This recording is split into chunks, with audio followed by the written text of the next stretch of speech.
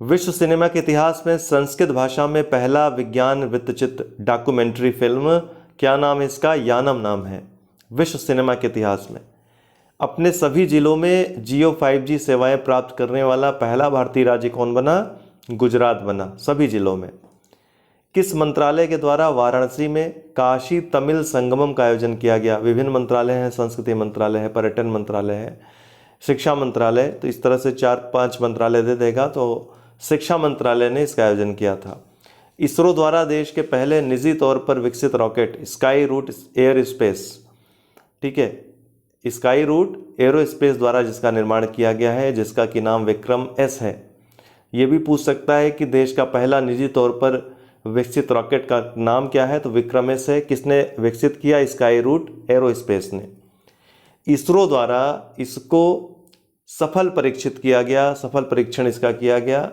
इस मिशन का नाम क्या रखा गया था? तो प्रारंभ। क्या? प्रारंभ। अंतर्राष्ट्रीय टेबल टेनिस महासंघ के एथलीट आयोग में चुने जाने वाले भारत के पहले खिलाड़ी कौन बन गए हैं? अचंता शरद कमल। अंतर्राष्ट्रीय टेबल टेनिस महासंघ के एथलीट आयोग में चुने जाने वाले भारत के पहले खिलाड़ी। भारत आसियान रक्षा मंत्रियों की पहली बैठक नवंबर 2022 में कहाँ आयोजित हुई? पहली बैठक है इसलिए महत्वपूर्ण हो जाती है। तो ये सीएम रीप में आयोजित हुई, कंबोडिया में स्थित है ये। पूर्वोत्तर क्षेत्र के प्रथम क्षेत्रीय यूनानी चिकित्सा अनुसंधान संस्थान का उद्घाटन कहाँ पर किया गया है? सिलचर, असम में। पूर्वोत्तर क्षेत्र का पहला क्षेत्रीय यूनानी चिकित्सा अनुसंधान संस्थान है। राष्ट्रीय आत्महत्या रोकथाम रणनीति जो भारत सरकार ने घोषित की, इसके तहत कब तक आत्महत्या के कारण मृत्यु दर को 10% तक कम करने का लक्ष्य निर्धारित किया गया है? 2030 तक। इसको उल्टा भी पूछ सकता है कि 2030 तक कितने फीसदी तक कम करने का लक्ष्य निर्धारित किया गया है? 10% तक। मार्ग, जिसका फुल फॉर्म है mentorship, advisory, assistance, resilience and growth, ये प्लेटफॉर्म किससे संबंधित है? तो वाणिज्य और उद्योग मंत्रालय से संबंधित है। विभिन्न मंत्रालय दे देगा, एमएसएमई मंत्रालय दे देगा, वाणिज्य उद्योग मंत्रालय दे देगा, वित्त मंत्रालय दे देगा, या फिर उपभोक्ता मामलों के मंत्रालय। तो वाणिज्य और उद्योग मंत्रालय इसका आंसर होगा। भार ओस, ठीक है, इसका क्या नाम है? BHAROS। OS मतलब ऑपरेटिंग सिस्टम, भार मतलब भारत। ये क्या है? स्वदेशी मोबाइल ऑपरेटिंग सिस्टम है। इसको विकसित किसने किया है? तो IIT मद्रास वालों ने। दासपारा गांव को सफलतापूर्वक एक जैव गांव में तब्दील कर कौन सा राज्य एक संशोधित जैव ग्राम स्थापित करने वाला देश का पहला राज्य बन गया है? तो ये त्रिपुरा है। त्रिपुरा का ये दासपारा गांव है, याद रखिएगा। तो 2 फैक्ट यहाँ से मिलते हैं। एक तो दासपारा गांव को जैव गांव में तब्दील किया गया है, और ऐसा कर करके जैवग्राम स्थापित करने वाला देश का पहला राज्य कौन बन गया है? त्रिपुरा। समुद्र तल से करीब 15,256 फीट ऊंचाई पर स्थित विश्व का सबसे ऊंचा मतदान केंद्र ताशी गांग, ये कहाँ पर स्थित है? तो हिमाचल प्रदेश। हाल ही में चुनाव हुए थे वहाँ पे। उत्तर भारत के पहले हाइपर स्केल डाटा सेंटर जिसका नाम योट्टा D1 है, इसका उद्घाटन कहाँ किया गया? ग्रेटर नोएडा, यूपी में।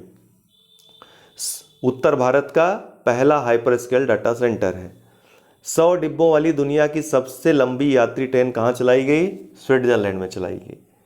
निवेशक दीदी पहल ये किस संस्था ने शुरू की? इंडिया पोस्ट पेमेंट्स बैंक ने। वह पतंग जिसे हाल ही में भारतीय सेना ने दुश्मन के ड्रोन का शिकार करने के लिए प्रशिक्षित किया है, इसका नाम क्या है? अर्जुन। क्या है? ये पतंग है। भारत का पहला 24x7 अर्थात 24 घंटे 7 दिन सौर ऊर्जा संचालित गांव किसे घोषित किया गया है? मोढेरा, गुजरात में स्थित है। यहीं पर मोढेरा का सूर्य मंदिर भी है। NCERT द्वारा अधिसूचित भारत का पहला राष्ट्रीय मूल्यांकन नियामक, इसका नाम क्या है? परख नाम है इसका। भारत का पहला ग्रीन स्टील ब्रांड, क्या नाम है इसका? कल्याणी फेरेस्टा, दिल्ली में इसको लॉन्च किया गया।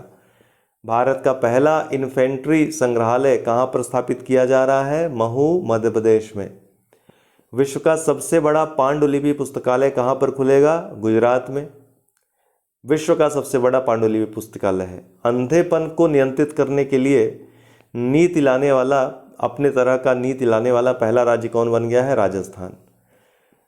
अंधेपन के को नियंत्रित करने के लिए। देश का पहला संविधान साक्षर जिला, अर्थात ऐसा जिला जहाँ पे सभी लोग संविधान के बारे में साक्षर हैं, संविधान के बारे में जानते हैं, कोल्लम है केरल का।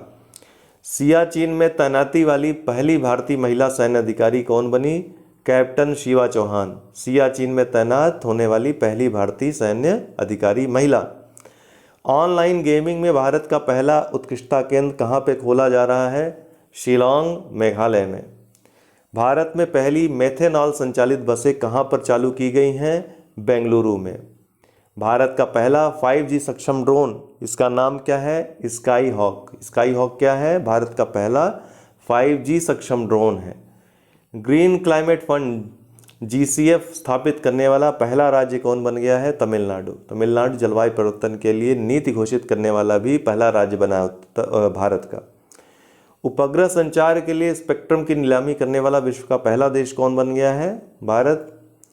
उपग्रह संचार के लिए स्पेक्ट्रम की नीलामी करने वाला। भारत ने किस देश को 6 मारवाड़ी घोड़े निर्यात किए पहली बार? तो बांग्लादेश को।